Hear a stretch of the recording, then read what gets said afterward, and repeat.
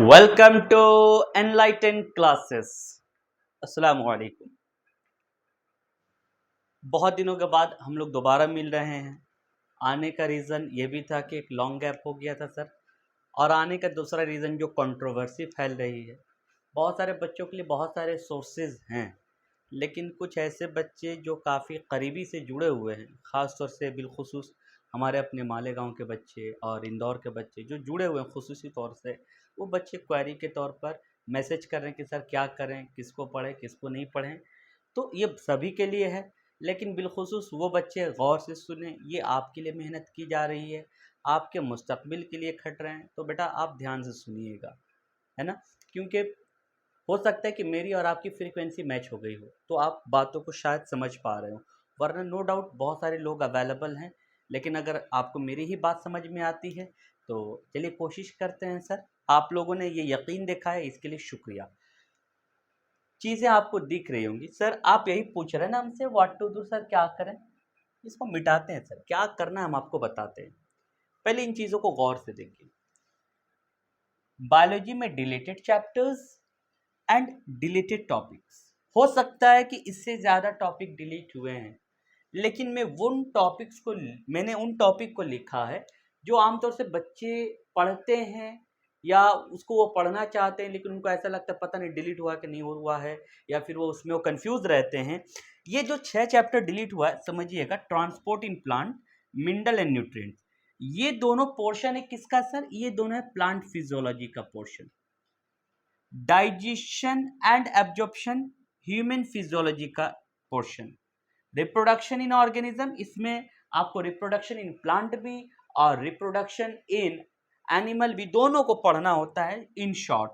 फिर उसके बाद से strategies for enhancement in food and crops, ये क्लास 12 का चैप्टर।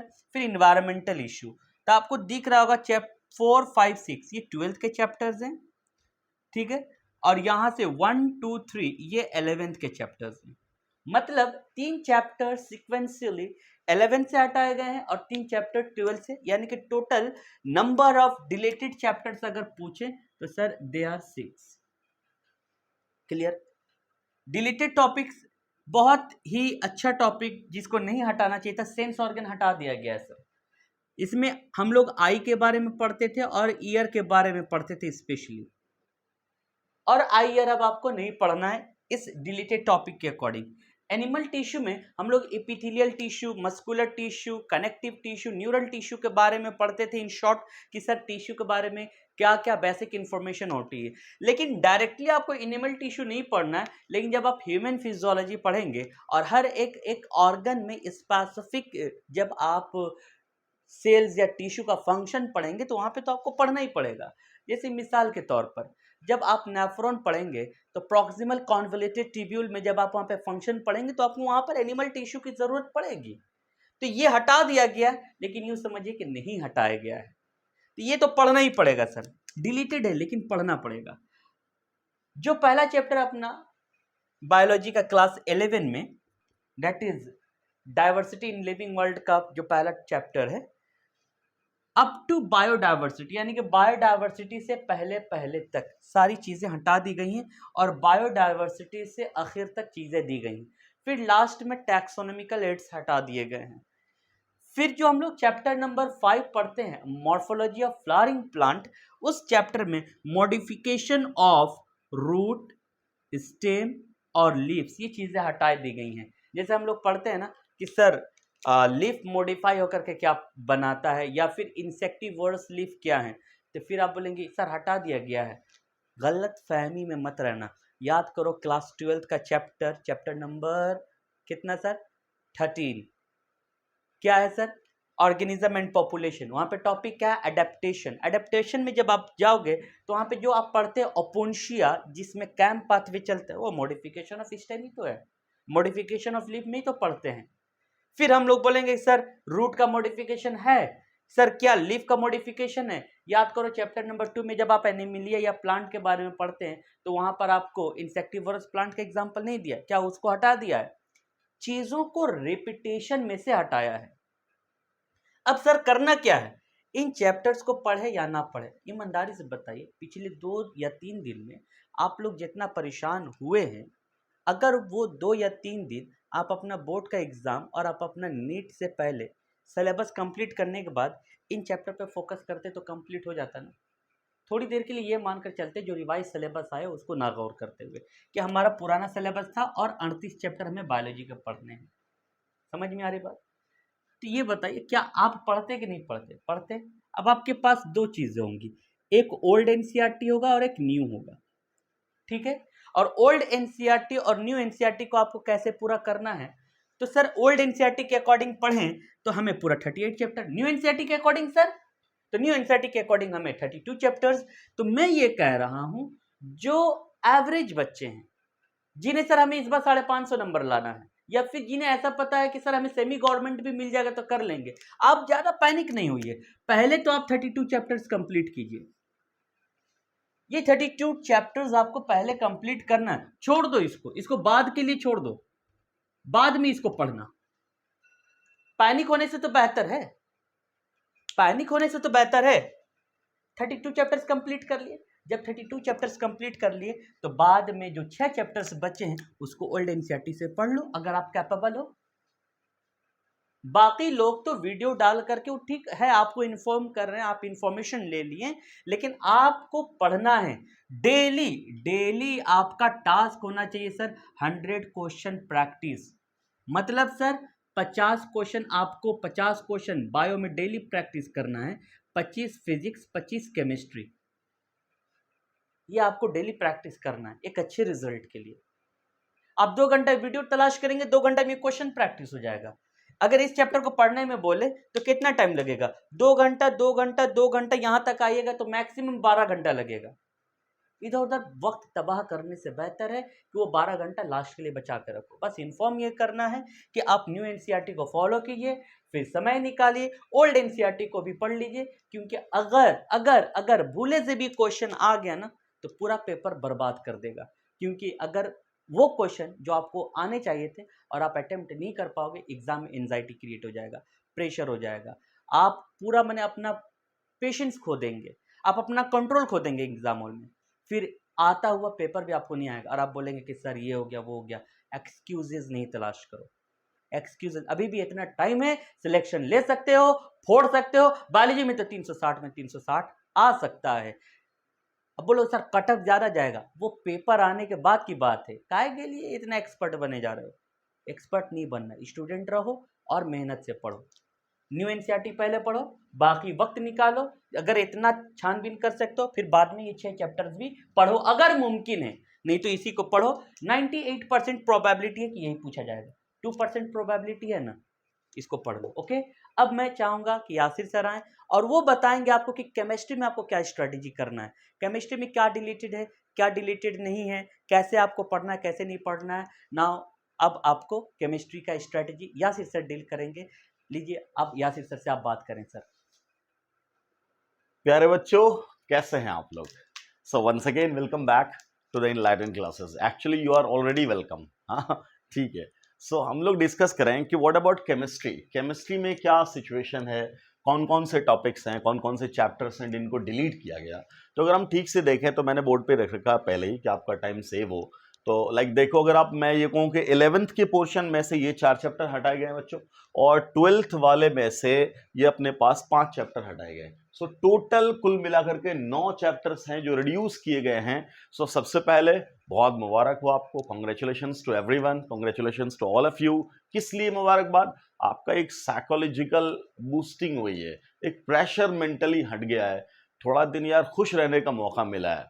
रहो ना यार, रहना चाहिए, अच्छी बात है ना।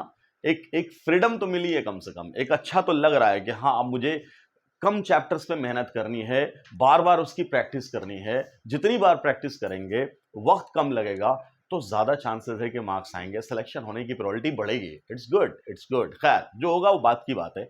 अभी हमें क्या करना चाहिए? तो फिजिकली अगर आप देखो चीजों को, तो ये 9 चैप्टर्स केमिस्ट्री में और 6 चैप्टर्स बायोलॉजी में हटाने का मतलब 15 चैप्टर का रिलैक्सेशन आपको मिला है।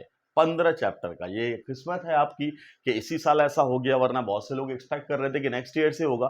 खैर, मुबारक हो आपको, आपकी किस्मत के लिए बेहतरीन। खैर, तो अब जरा बेटा इसको ठीक से स्ट्रेटेजिकली अगर हम इसकी बात करें कि ठीक है डिलीट तो हो गए, लेकिन अब जरा वेटेज वाइज बात करो, या अगर आप कॉन्सेप्चुअल बात करो कि साहब ठीक है जो चैप्टर्स हटाए गए हैं एक्चुअल में सब्जेक्ट में उनका अपना परसेंटेज क्या बनता था। समझ रहे हैं, एक बात है कि 9 चैप्टर कम हो गए, समझ रहे हैं आप, 9 चैप्टर कम हो गए, लेकिन उन 9 चैप्टर का एक्चुअल वेटेज क्या है, एक्चुअल कंटेंट परसेंटेज क्या था, समझ रहे हैं। तो कितना एक्चुअल में रिलैक्सेशन मिला है ये समझना बहुत ज्यादा इंपॉर्टेंट है। लाइक अगर मैं बात करूं हाइड्रोजन, ईमानदारी से बताओ हाइड्रोजन पढ़ने में किसी को कितना दिन लगता है ड्रॉपर्स को? मात्र 1 दिन। एस ब्लॉक जो 11th का चैप्टर है इसको पढ़ने में किसी को मैक्सिमम कितना दिन लग सकता है? मैक्सिमम 2 दिन। इन्वायरमेंटल केमिस्ट्री 1 दिन, समझ रहे हो, समझ रहे हो, मैक्सिमम 1 दिन। सॉलिड स्टेट मैक्सिमम 2 दिन। सरफेस केमिस्ट्री 1 दिन का टॉपिक है। मेटलर्जी 1 दिन का टॉपिक है। पॉलीमर तो 1 दिन का भी नहीं है ना। केमिस्ट्री लैब अगर इन दोनों को मिला दिया जाए तो आप कहोगे हाँ सर इन दोनों को मिला करके 1 दिन में हम लोग खत्म कर सकते हैं। तो अगर आप ठीक से देखो, ठीक से अगर आप देखो तो सर ये जो कंटेंट हटाया गया वो देखने के लिए जिन लोगों को केमिस्ट्री नहीं पता, समझ रहे, उन लोगों को देखने में लग रहा होगा कि 9 चैप्टर्स हटाए गए हैं, समझ रहे। खुश होने के लिए अच्छी बात है कि 9 चैप्टर्स हटाए गए हैं, बट बी प्रैक्टिकल। आप सोच के देखो कि इन 9 चैप्टर का एक्चुअल वैल्यू क्या है। लाइक अगर मैं आपसे बात करूं एक पी ब्लॉक हट गया होता ना वो ज्यादा रिलैक्स करता हमें। इतना बड़ा चैप्टर वो नहीं हटाया गया। Equilibrium, chemical equilibrium, ionic equilibrium मिला करके इतना बड़ा चैप्टर वो नहीं हटाया गया। कोऑर्डिनेशन कंपाउंड इतना बड़ा चैप्टर नहीं हटाया गया।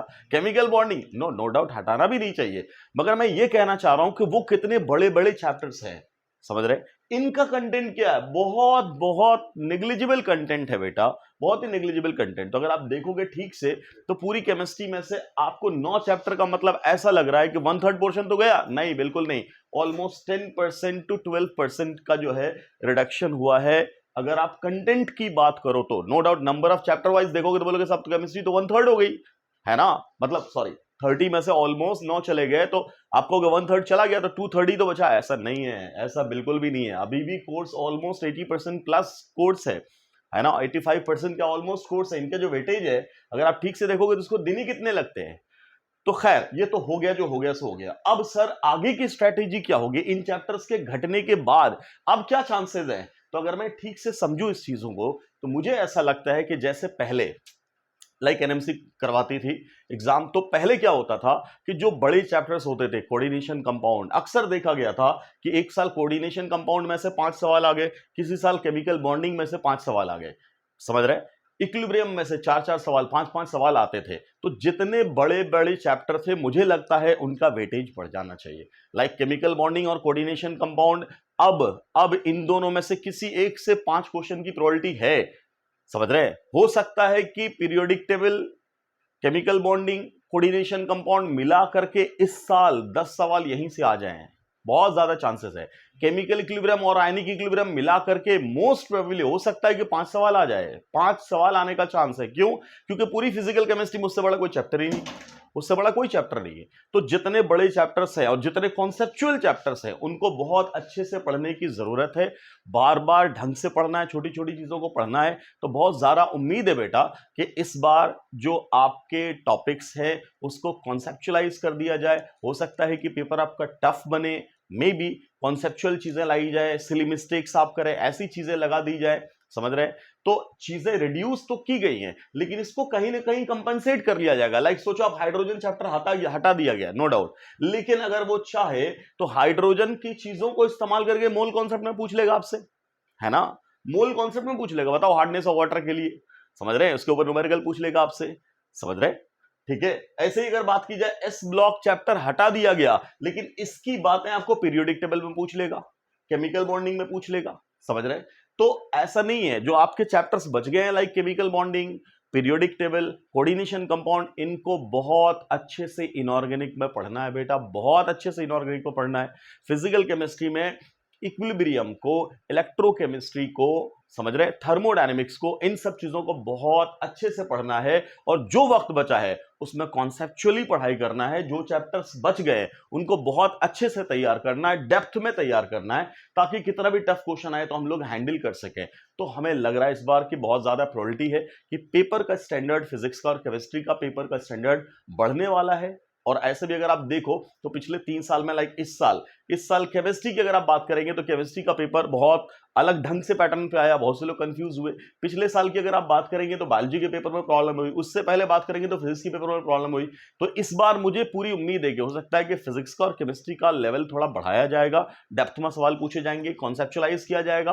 तो इसलिए जो भी टॉपिक्स बच गए हैं उनको बहुत अच्छे से पढ़िए और बिल्कुल घबराने की बात नहीं है, परेशान होने की बात नहीं है। जैसे जैसे वक्त बीतेगा हो सकता है कि और बेटर से बेटर अपडेट मिलेगा। जैसे ही अपडेट मिलेगा मैं आपके सामने हाजिर होऊंगा, सर आपके सामने हाजिर होंगे। Every information we will share with you guys, clear. तो एक बार फिर से आपको कांग्रेचुलेशंस कि आपके लिए बहुत रिलैक्सेशन हुआ। सो मस्त रहिए, खूब पढ़ाई करिए, जम के पढ़ाई करिए, आपका एक एक मिनट, एक एक सेकंड को यूटिलाइज करिए, clear. So stay tuned with us. Thanks for watching the video. अस्सलाम वालेकुम।